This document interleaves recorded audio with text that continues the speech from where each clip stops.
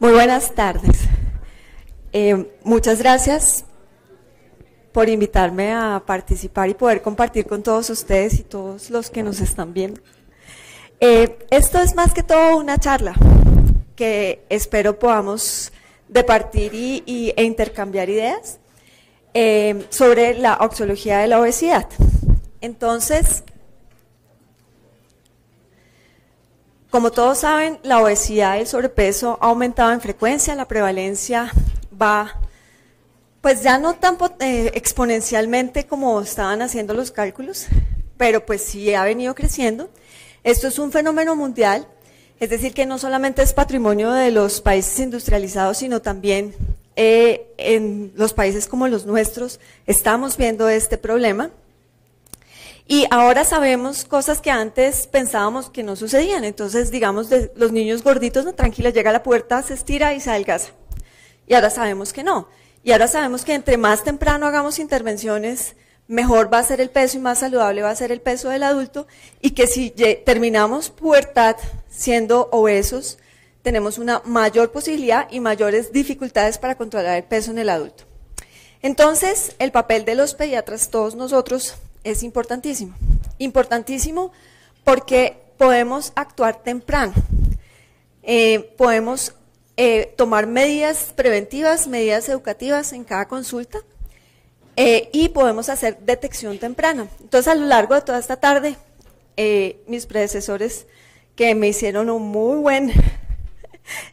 buena introducción y camino han subrayado la importancia del seguimiento. Entonces uno no tiene que esperar a que un niño llegue a percentil 85 o se salga del percentil 95 y 97 para intervenir. Si yo normalmente crecía en percentil 10, en percentil 15 y voy por el 25 y a la siguiente consulta voy en el 50, algo está pasando en índice de masa corporal. Bueno, ¿qué es obesidad? Entonces, digamos que está toda la parte de qué utilizar como parámetro para clasificar o no obesidad.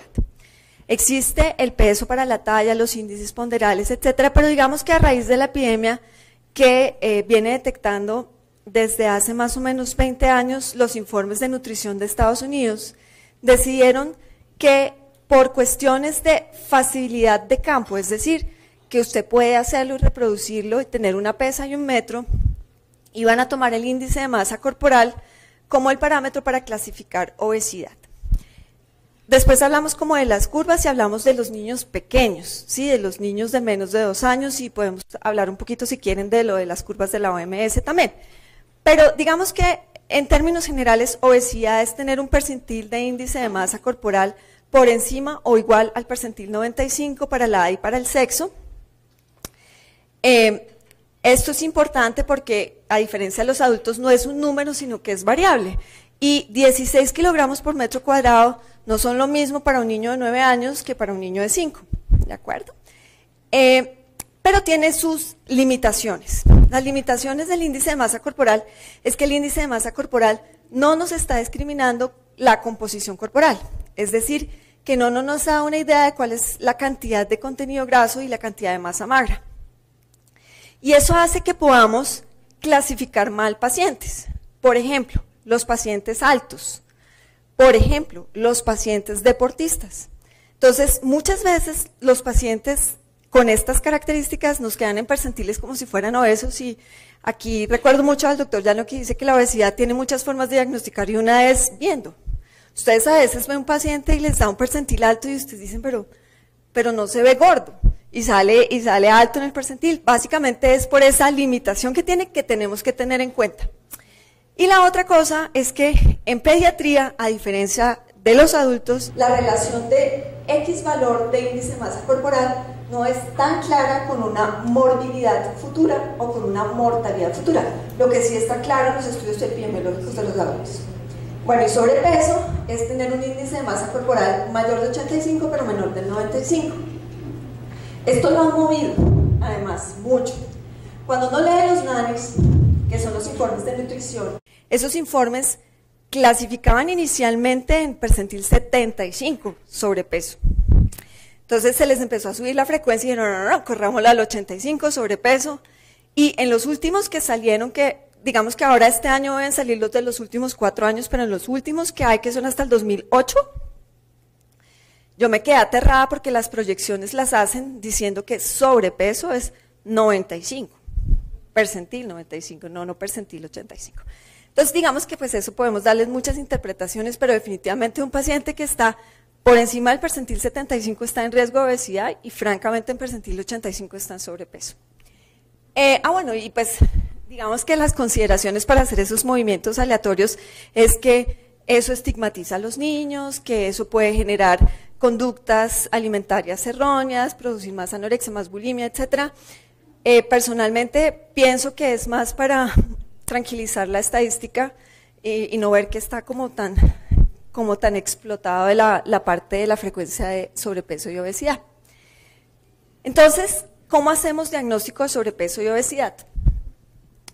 Como en toda medicina, la historia clínica es súper importante, pero es que ahí no me ven. Entonces, porque aunque la mayoría de las obesidades son las obesidades comunes, las obesidades exógenas, no todas las obesidades son de este tipo y eso tenemos que recordarlo. Aunque son menos frecuentes, etcétera, el enfoque que tenemos que darlo lo hacemos a partir de los datos que tomamos de la historia clínica. Entonces, ¿cuánto tiempo llevamos de sobrepeso? Y eso lo tienen claro la mayoría, desde que nació. Eso sí, nació gordito, siguió gordito y no lo hemos podido adelgazar. O no, era muy flaquito y más o menos a partir de tal momento empezó. El fenotipo familiar. Generalmente, cuando las obesidades son exógenas, cuando uno ve, viene la mamá o el abuelito o el papá, y todos también son gorditos porque tienen la misma cultura, el mismo hábito nutricional y los mismos hábitos de actividad física y deporte.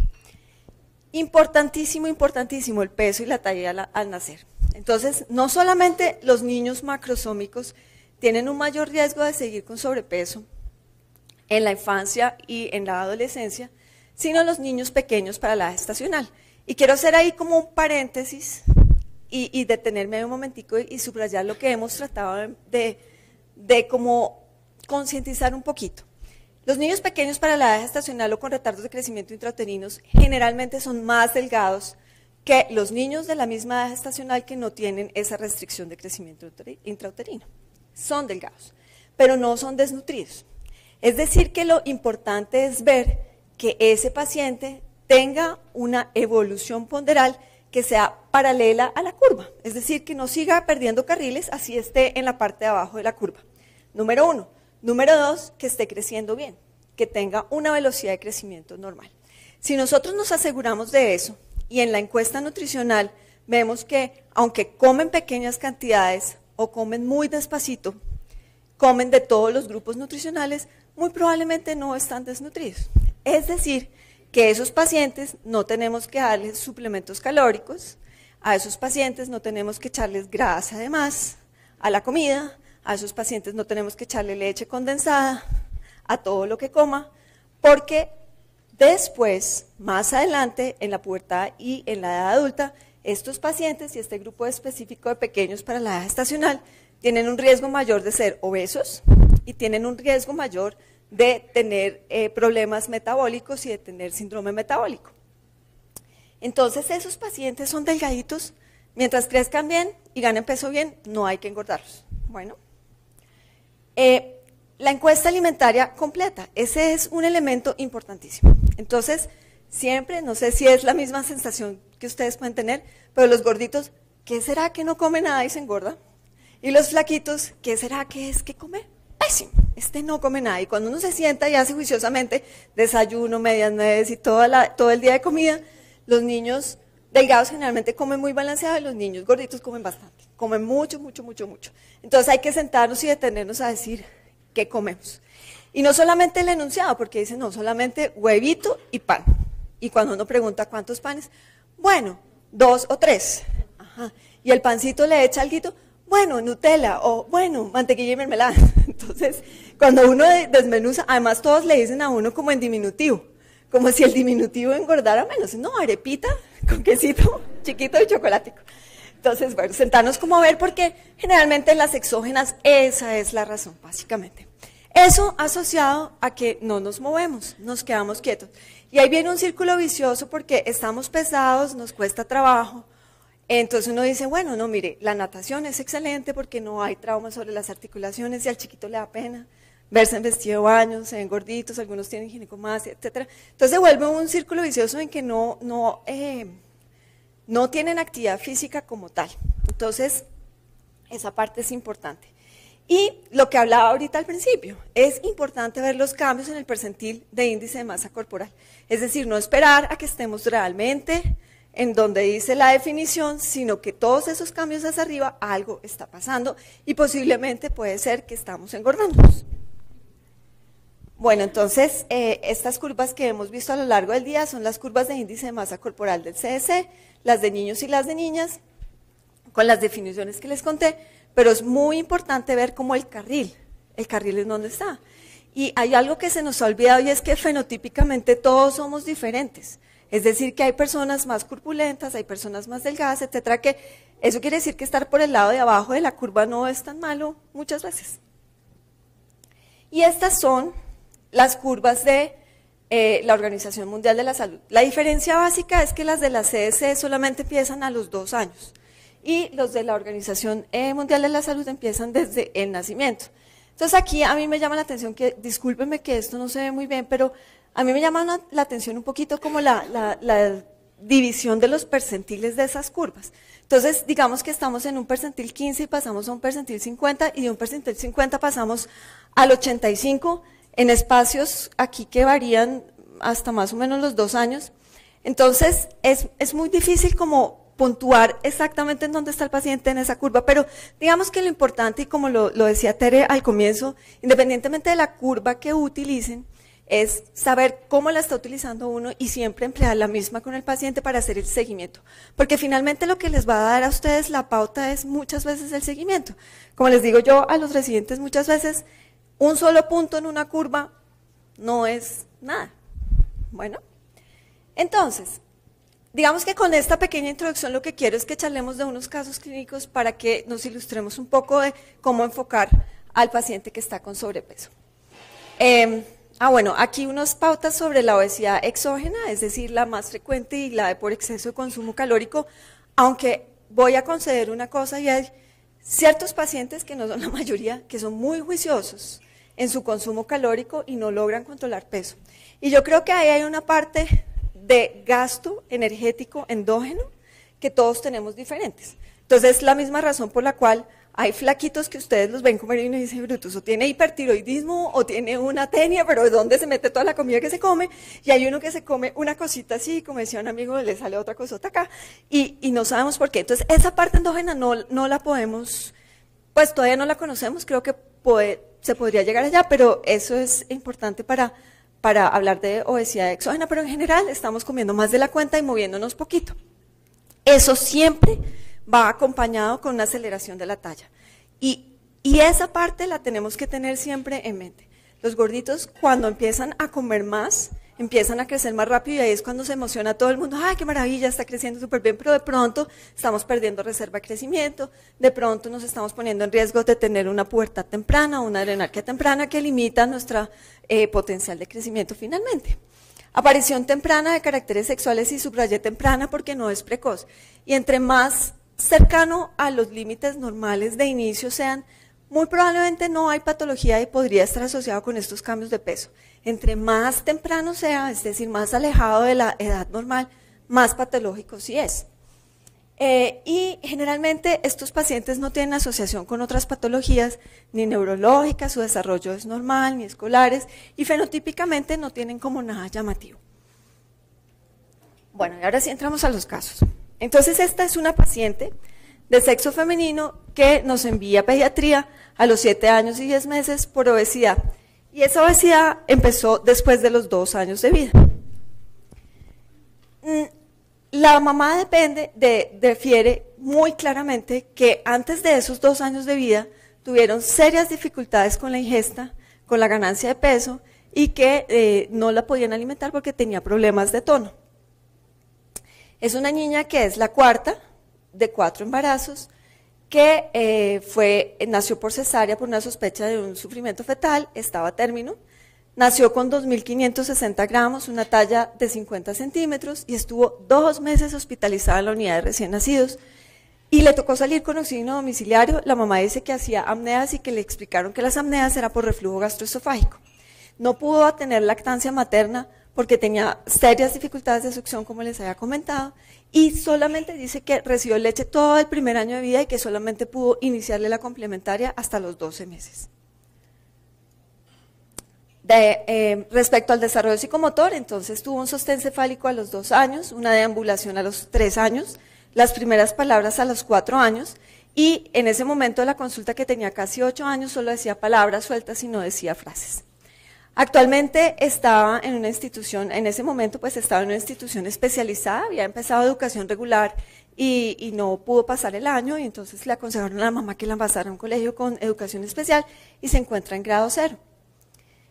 La encuesta alimentaria, entonces desayuna huevo, chocolate, un pan y una tostada, medias 9 se toma un juguito, una fruta y galletas, al almuerzo verdura, arroz, carne, papa, dice que ocasionalmente mezclaba 2 carbohidratos, 11 chocolate y pan, que no come por la noche, pero la mamá sí dice, mire, pica todo el día come, pero además de todo, doctora, es terrible porque va, busca y roba comida, o sea, va y saca de donde no hay y se roba la comida. Tiene una gran ansiedad por comer. Dentro de los antecedentes, entonces tiene un abuelo materno con hipertensión, unos papás que son eutróficos, con una talla de unos pesos normales, y el resto de los antecedentes familiares eran negativos. Al examen físico, entonces, había una niña que estaba en menos 2.29 desviaciones estándar de talla, con un peso a más 7.1 desviaciones estándar. Su edad estatural correspondía a una niña de 5 años y 11 meses. Su índice de masa corporal estaba por encima del percentil 95. Su fenotipo tenía unos ojos almendrados, labio superior delgado con inversión de las comisuras labiales, tenía braquidactilia, pies pequeños y estaba prepúber. Entonces, quisiera que discutiéramos cada uno de estos puntos. Primero, un poco sobre la anamnesis. ¿Qué les llama la atención de la historia clínica? El retraso psicomotor, sí, señores. ¿Qué más? Sí, o sea, es una niña que neurológicamente tiene un compromiso importante. ¿Qué más? Señora. Exactamente. Y eso va de la mano con qué en la evolución de su obesidad. En que es una niña que tuvo un déficit ponderal inicialmente. Inicialmente fue una niña que no engordaba por todos estos problemas en la alimentación y solamente después fue que se empezó a engordar, pero al principio tenía bajo peso. Otra cosa.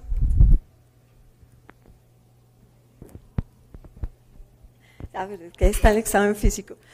Bueno, no, antes de pasar al examen físico, la otra cosa es los papás. Los papás no tienen sobrepeso ni obesidad, que yo les contaba que muchas veces los papás no tienen sobrepeso y obesidad. Entonces pasemos al examen físico.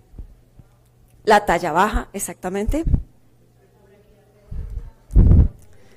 El fenotipo, exactamente. Tiene un fenotipo llamativo y puede ser dismórfico. Entonces, ¿ustedes qué pensarían ahí y cómo harían el abordaje de ese paciente? Genética. ¿Pensando en qué?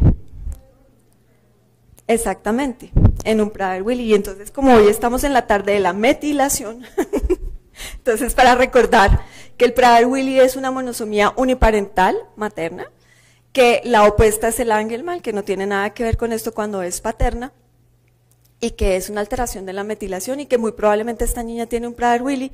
De los criterios mayores, ella cumple como 6 criterios mayores fenotípicos y de la historia como tal. Y es un Prader-Willi. Nosotros la mandamos a genética, está pendiente de hacer el estudio de metilación, que es lo primero que nosotros hacemos, señora.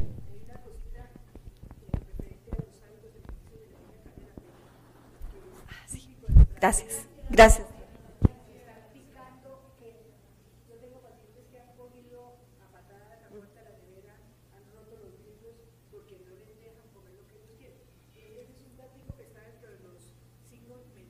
Sí.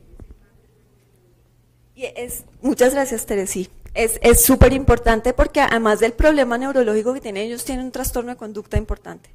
Y este trastorno de conducta es esto. Y yo tenía una paciente que la mamá le ponía candado, le ponía candado a la nevera y un día la niña llegó y rompió el candado. Y es un desespero de eso, sí, muchas gracias, ese es un criterio menor. Y esta niña lo tiene y tiene un Prader-Willi. Y pues les quería mostrar, pues digamos que esto no es así como tan relevante ahorita, pero es una niña que tiene una dislipidemia mixta. A ella la había visto por todos sus trastornos neurológicos de neuropediatría y le había tomado un TAC y una resonancia que estaban normales y el resto del perfil metabólico es normal. Todos los niños les piden TSH y T4 libre como digamos que muchas mamás van con la esperanza que es que él tiene la tiroides que engorda. No se me dijo que ella tiene la tiroides que engorda. ¿10 minutos? Sí, no, pero son corticos. Tengo 20, no. Tiene la tiroides que engorda, pero sí quiero contar, y ahorita también discutimos en el caso siguiente, que muchas veces las potenciales alteraciones que uno ve, sobre todo en la TSH, que se eleva un poquito, pero generalmente cuando uno toma la T4 libre son normales, son más consecuencia de la obesidad que causa de la obesidad. Bueno. Ok, entonces vamos al siguiente caso. Entonces este es un niño que consultó por primera vez a los 9 años y 2 meses y lo mandaba a su pediatra por sobrepeso y talla alta. Entonces es un paciente que los papás dicen que toda la vida ha sido gordito y que por ese avance estatural su pediatra le había pedido además un carpograma que refirieron con una edad ósea avanzada y por esa razón lo mandaron a endocrinología pediátrica. En la revisión por sistemas nos cuentan que tiene un olor apocrino desde los 8 años y medio, vello púbico desde los 9 años, acné desde los 8 años y 10 meses, y que solamente hace la actividad física del colegio, que es una vez a la semana, porque en bachillerato se vuelve menos. Entonces, no, mentiras, estoy llegando a quinto de primaria. Era una vez a la semana, y generalmente cuando uno les pregunta, esos son de los que se sientan a charlar con los amigos mientras el profesor y todos los demás están haciendo deporte. De los antecedentes es el producto del único embarazo de 37 semanas y media, pesó 3.700, midió 52, va en cuarto de primaria con aceptable rendimiento, pero la mamá dice que le estaban sospechando un síndrome de hiperactividad y de déficit de atención. La alimentación, entonces desayuna un sándwich de queso mozzarella o doble crema con pan blanco y chocolisto o cereal con yogur y chocolisto. Siempre pregunten el cerealito. Siempre será Choco Crispies, Fruit Loops, Chocapix, todos esos, nunca los otros. ¿Ah? Poquitos. Medias nueves, fruta, jugo, paquete y ponqué. Almuerzo en el colegio. Entonces son de esos colegios que los obligan a comer sopa y seco. Y esa es una campaña que tenemos que hacer, que es que no todos los niños pueden comer sopa y seco. Mira, a mí me ha tocado mandar una cantidad de aclaraciones y de constancias para que no les den sopa a los niños. Bueno, me quieren mucho cuando yo les digo que no les dé sopa y me vuelvo popular con los niños. Es no sopa. Y seco, come arroz, papa, plátano, una proteína, jugo natural o de esos de sobrecito. Llega a la casa, se come un sándwich de queso de las mismas características del desayuno y a las 7 de la noche se come arepa con queso, mantequilla o arepa con carne y chocolisto. Más o menos comen 3 veces al mes por fuera de la casa. La mamá dice que come extremadamente rápido y esa es otra característica. Todos, pues, o muchos, no todos, pero muchos niños con problemas de sobrepeso comen rápido. Y digamos que existe evidencia y hay un trabajo muy bonito que presentaron hace como 2 años en que es cierto que las personas delgadas engordan menos porque comen despacio, y las personas que comen muy rápido se engordan más. Y casi siempre viendo televisión. Entonces, como decía un amigo deportólogo, ver televisión es el estado más cercano a estar uno muerto, porque solamente parpadean, o sea, no se mueven. Y eso. Entonces, esto también tiene evidencia científica en que nosotros comemos viendo televisión y todo se va a la reserva del adipocito. Los papás tienen sobrepeso, el papá y los abuelos paternos tienen hipertensión, el abuelo paterno falleció a los 57 años de un infarto y tuvo un primer infarto a los 46 años. dislipidemia en el padre y en el abuelo paterno fallecido, la abuela materna, perdón, tiene diabetes, el papá mide unos 70, no les puse el peso, pero estaba gordito, y la talla materna de la mamá es unos 57 y tuvo una menarquia a los 12 años y 6 meses. Al examen físico, entonces encontramos un paciente con una talla a más 2.2 desviaciones estándar, con un peso a más 3.2, un percentil en 97, normotenso, sin signos de resistencia a la insulina, que tenía unos testículos de volumen prepuberal, pero que tenía ya vello púbico y su olor apocrino. Y su edad estatural era de 11 años y 6 meses. Y esta es la curva que me mandó muy gentilmente el pediatra. Eso es maravilloso, porque los pediatras tienen la fortuna de que muchos conocen a los niños desde hace muchísimo tiempo. Entonces a esa consulta el paciente llegó con su curva que tenía desde los 2 años, y pues aquí vemos que siempre ha estado por arriba, pero que igualmente a partir de este punto su estatura se aceleró un poquito. Entonces volvamos y discutamos un poco la historia clínica y el diagnóstico.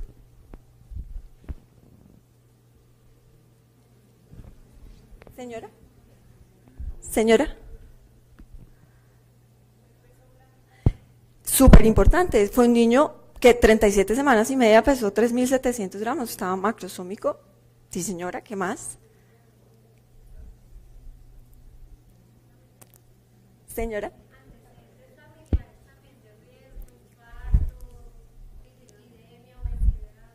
Importantísimo, y eso hace, digamos que ahí hace mucho la diferencia en mucho riesgo, y ustedes a veces encuentran pacientes con sobrepeso que no tienen tanto riesgo metabólico, pero él además tiene un riesgo metabólico enorme, que hace que prendamos todas las alarmas a que este niño hay que hacerle algo, ¿verdad? Sí, señora, ¿qué más? El sedentarismo, directamente proporcional a su sobrepeso. Y muy probablemente, ¿cuál es el diagnóstico? Una obesidad exógena, exactamente. Y la intervención básicamente es familiar. Sí.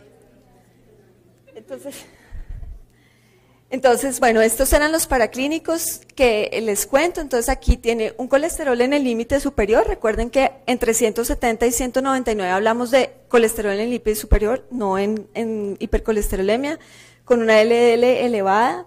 Aquí está la famosísima TSH que está en el límite superior, que como les digo, más que todo es consecuencia de su sobrepeso, y un avance de la maduración esquelética. Este es un paciente que yo conozco hace mucho tiempo, se puso súper juicioso. Bueno, estos fueron los diagnósticos. Bueno, y la adrenarquia precoz, que no hemos hablado al respecto. La adrenarquia precoz de este paciente, que muy probablemente, realmente yo, por el avance en la maduración esquelética, le hice una valoración suprarrenal que salió normal, ¿sí? Y muy probablemente esa adrenarquia precoz es, o no, muy probablemente no, es secundaria a su sobrepeso. Y su colesterol en el límite superior, y como les decía, yo lo conozco, aquí se perdió un poquito, pero aquí él se puso juiciosísimo, súper juicioso. Acá 2 controles, historia natural, se pierden, y cuando se pierden uno ya sabe qué fue lo que pasó, se volvieron a engordar. Pero fíjense que lo vi hace poquito y pues no ha vuelto al mismo estado acá, y fíjense que no perdió tanta reserva de crecimiento, ¿no? Ahí va, a pesar de su avance, de su maduración esquelética y eso.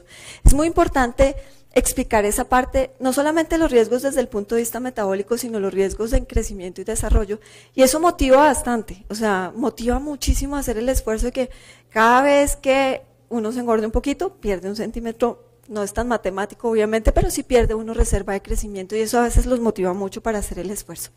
Y finalmente, el último caso, este es un paciente de sexo masculino que tenía 18 meses y que me lo remitió el pediatra por obesidad. En la revisión por sistemas, adicionalmente a eso, nos referían que había aparecido vello púbico a los 17 meses con una ganancia importante de peso y disminución de la velocidad de crecimiento. La mamá decía, y era súper enfática en decir, que llevaba 1 mes siendo súper irritable, ya no dormía bien, y que había cambiado, y que siempre había sido como rollicito, pero que en ese último tiempo había aumentado muchísimo la corpulencia. Los perinatales son normales, el desarrollo es normal, Y en la historia clínica lo único que llamaba la atención era que en la encuesta alimentaria la mamá había tenido que volver a darle comida a las 5 de la mañana, a partir de lo que les cuento, que se despertaba y que estaba súper irritable, irascible y que no estaba pasando las noches completas.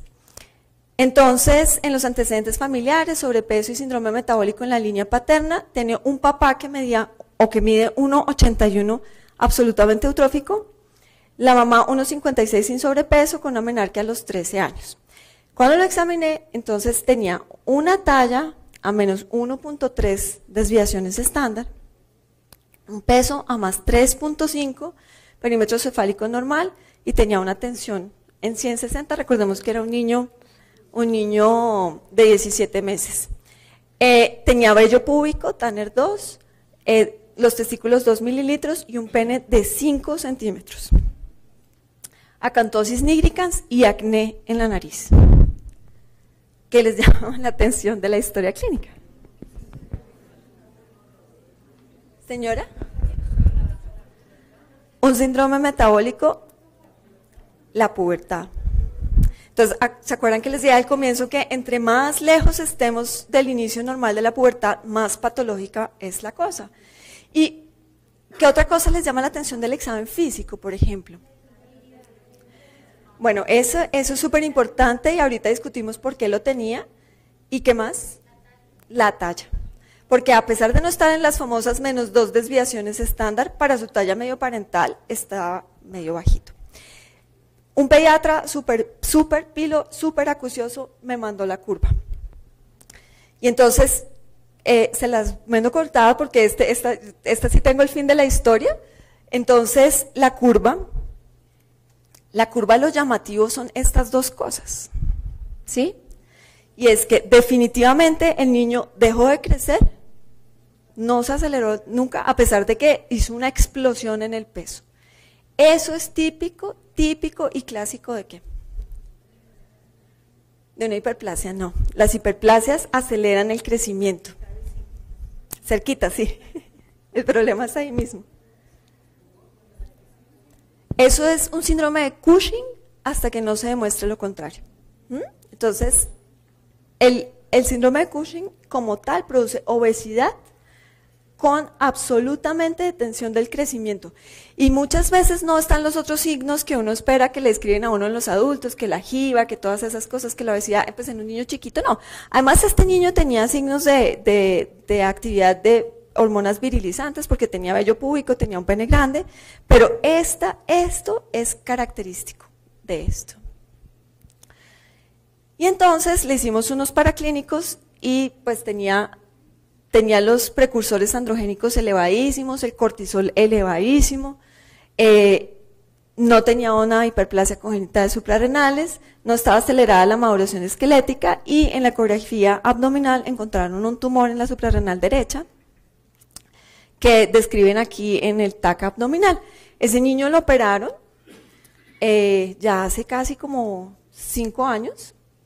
Todos sus parámetros se normalizaron y quiero mostrarles la curva. Entonces, fíjense acá, aquí fue la cirugía, apenas sacamos el tumor, recuperó otra vez su ritmo de crecimiento y bueno, sigue siendo rollicito como decía la mamá, pero no tan largo. Dime. Sí, señora.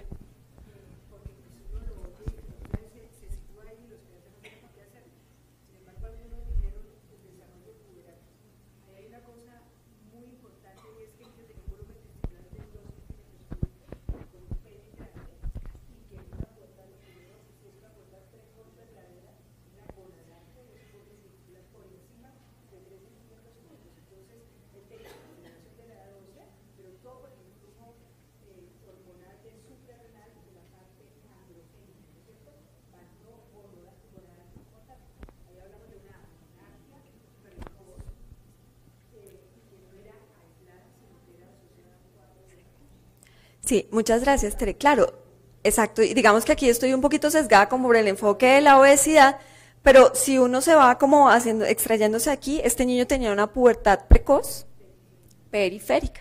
Exactamente. Y la pauta para la pubertad precoz periférica es que no hay aumento del volumen testicular, sino que aparecen otros caracteres sexuales secundarios, que en este caso eran eso. Y otra cosa importante también es el acné, ¿no? El acné es otro signo importante de ese hiperandrogenismo.